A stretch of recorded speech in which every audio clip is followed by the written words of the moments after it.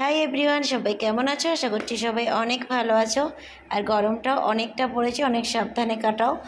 আর সত্যি প্রচণ্ড গরম, যার জন্য ঘরে থাকা যাচ্ছে না। কখনো মাচায় এসে বসছি পুকুর পাড়ে, এই করছি, কখনো রান্না চলছে, এইভাবে কাটছে দিনগুলো। তো মাচায় বিকালে বসেছিলাম, যেটা দেখলে। তারপর হঠাৎ সন্ধেবেলা আমি রান্নাটা সেরে নিচ্ছি তাড়াতাড়ি। কিচ্ছু করবো না, একদম পাতলা লাইট ঝোল করব মাছ দিয়ে, আলু পটল দিয়ে, ঠিক আছে। ওটা করে রেখে আমরা বেরিয়ে পড়েছি, দেখতেই পাচ্ছ, রেডি হয়ে নিয়েছি। ওদিকে আমার রান্না চলছে, রান্না কমপ্লিট হয়নি। রান্নাটা আমি জাস্ট পটল আলুতে জলটা ঢেলে দিয়ে আমি এখন রেডি হয়ে নিয়ে এদিকে সব গুছিয়ে গাছিয়ে রেখে আমি তারপর বেরোবো। তো তার জন্য আমরা গুছিয়ে নিচ্ছি, রান্নাটা কমপ্লিট করে রেখে আর দাদাভাইকে আনতে যাব। যেহেতু অনেক দিন ধরেই হলো আমি গ্রামের বাড়িতে রয়েছি, তো দাদাভাই যাতায়াত করছে। ডেলি যাতায়াত করে না যদিও, কখনো কোনো সপ্তাহে 2 দিন আসছে, 3 দিন আসছে, এরকম যাতায়াত করছে আর কি। প্রত্যেক দিন আসা যাওয়াটা খুব টাফের, কেননা ট্রেনের টাইমটা, ট্রেনের যেহেতু আমাদের এই লাইনের ট্রেনটা খুব ঘন ঘন, মেদিনীপুর লাইনের ট্রেন। কিন্তু হলে কী হবে, এখন ট্রেন লাইনের ট্রেনগুলো এত লেট করছে, এক একটা ট্রেন 1.5 ঘন্টা 2 ঘন্টা করে লেট। তো তার জন্যই আর কি যাতায়াত করাটা খুব চাপের হয়ে যাচ্ছে। কখনো প্রথম করছিল ডেলি যাতায়াত, কিন্তু কষ্টও হয়ে যাচ্ছে, খুব গরমের তাপমাত্রাও বেড়েছে। আর গরমে তো গাড়ি ঘোড়ায় চাপাটা সত্যিই খুব মুশকিল হয়ে যাচ্ছে। কি বলো তো, বাড়িতে তবু আছি, হয়তো গরমটা হচ্ছে না, বলবো না গরম হচ্ছে বাড়িতে থাকলেও, কিন্তু বাইরে যাওয়াটা আরও বেশি চাপের। তো যাই হোক, এখন আমরা বেরিয়ে পড়েছি, এই যে দেখতেই পাচ্ছ রাস্তায়। আর অনেকটা রাত হয়ে যায় ওর আসতে, কারণ যেহেতু গাড়ি ট্রেনের ব্যাপার বলছি না, অনেকটা লেট হয়। হয়তো যেটা 5টার ট্রেন ও সেটাই ধরার চেষ্টা করে, ধরলে কি হবে, 5টার ট্রেন এসে পৌঁছাচ্ছে 10টায়, যেখানে আমাদের 2 ঘন্টার রাস্তা সেখানে 5 ঘন্টা, কখনো 4 ঘন্টা এরকম লাগিয়ে দিচ্ছে। তাই ও ডেলি না যেতে যেতে ও বিরক্ত হয়ে যায়। আবার একা একা থাকতেও ওর ভালো লাগে না ওখানে, তার জন্য বারবার বেরিয়েই পড়ে এখানে আসার জন্য।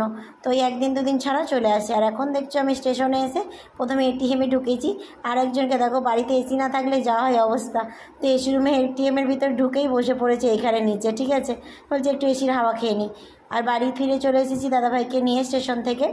ওখান থেকে আসার পরে এই যে আমাদের রকি ভাই বসে আছে বাইরে। রকি ভাই বাইরে বসে বসে খাবার দিয়েছিলাম, খেয়ে জল খেয়ে চুপ করে বসে আছে।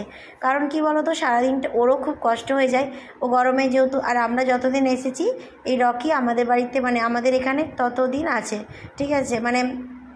ও থাকে, খাওয়া দাওয়া করে, সব করে এখানেই। আর দিনের বেলা যেহেতু রোদ প্রচণ্ড ওঠে, বাইরেটা যেহেতু রোদের তাপ থাকে, ও ছাওয়াতেই শুয়ে থাকে। তারপর এই পাখাটা সন্ধেবেলা ও পেয়ে গেলে কি করে, বুঝতেই পারে যে পাখা চলছে, ও ঠিক যেখানেই থাক না কেন চলে আসবে পাখার সামনে বসতে। পাখার সামনে বসে একটু আরাম হয়। কী বলতো, মানুষেরই খুব কষ্ট হচ্ছে দিনের বেলা, আমরা যতই পাখা চালাই 1টা 2টো, তবুও যেন থাকতে পারছি না রুমের মধ্যে। তো ওদের তো কষ্ট হবেই। আর একজন দেখো 3টে চেয়ার লম্বা করে পেতে নিয়েছে, পেতে পাখার সামনে শুয়ে পড়েছে। আর এদিকে মাদুর পেতে আমি আর দাদাভাই দুজনে বসে আছি। তারপরে রাত্রের খাওয়া দাওয়া খেতে চলে এলাম। কাকিমা যেহেতু রান্না করেছে, তো কাকিমার বাড়িতেই খেতে এসেছি। পিসি আছে, কাকু, আমরা সবাই একসাথে বসে গেছি। লাস্টে ঠাকুমা আর কাকিমা বসে যাবে। খাওয়া দাওয়ার পরে হঠাৎ কি বলবো, এটা নিশ্চয়ই দেখছোই তোমরা, একটা সুন্দর আকাশের চাঁদ। তো হঠাৎ বিছানায় শুয়েছিলাম, শুতে শুতে দেখলাম এই মনোরম দৃশ্যটা চোখে ভাসলো, ঠিক আছে। তো ভাবলাম একটু ক্যামেরায় বন্দি করে নিই। তো এই ভেবে শুয়ে শুয়ে ক্যামেরাটাকে অন করে রাতের আকাশের দিকে ক্যামেরাটা ক্যাপচার করলাম। তো দেখতে বেশ ভালো লাগছিল। অনেকক্ষণ শুয়ে শুয়ে চাঁদ দেখলাম, দুজনে অনেক কথাবার্তা গল্প গুজব করলাম, ঠিক আছে। যেহেতু বাড়িতে তো থাকা হয় না এখন, আরও সেভাবে সারাদিন কাটাতে পারে না, আমি এখানে আর ও সেখানে, এইভাবেই দাদাভাইয়ের কাটছে দিন। তো দাদাভাই প্রায় চেষ্টা করে চলে আসার জন্য, কেন ওর একা একা একদম ভালো লাগে না বাড়িতে। আর যেহেতু আমি এখানে আছি, আমি কিন্তু একা একদম নয়, আর ও ওখানে থাকায় একা হয়ে যাচ্ছে।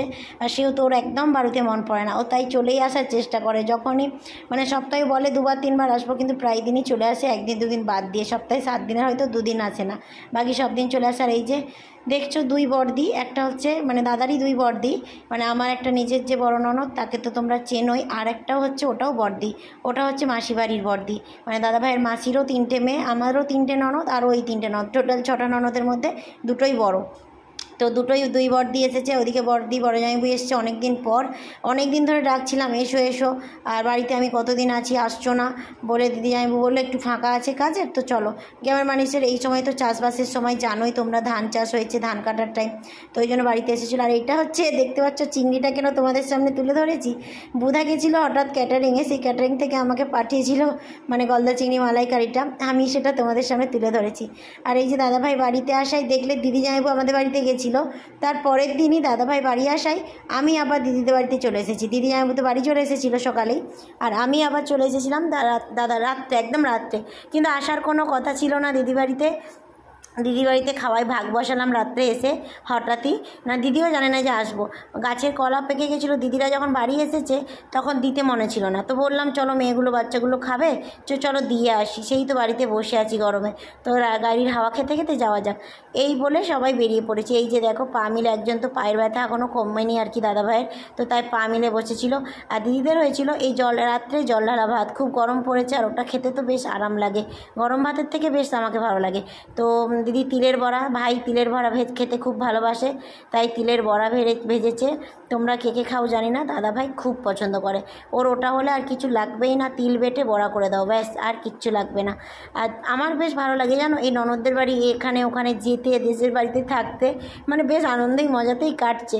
কিন্তু মেয়ের পড়াশোনা তো আছে, এখন যদিও ছুটি আছে তাই কাটিয়ে নিচ্ছি কটা দিন, ভাবলাম চলো এবছর ছুটিটা পুরোটা কাটিয়েই নেবো এখানে, তারপরই বাড়ি ফিরবো, এটাই ডিসিশান করেছি।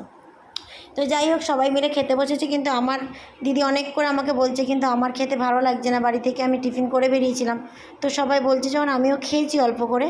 তো আজকের ব্লগটা এখান পর্যন্তই শেষ করে দিচ্ছি, সবাই ভালো থাকো।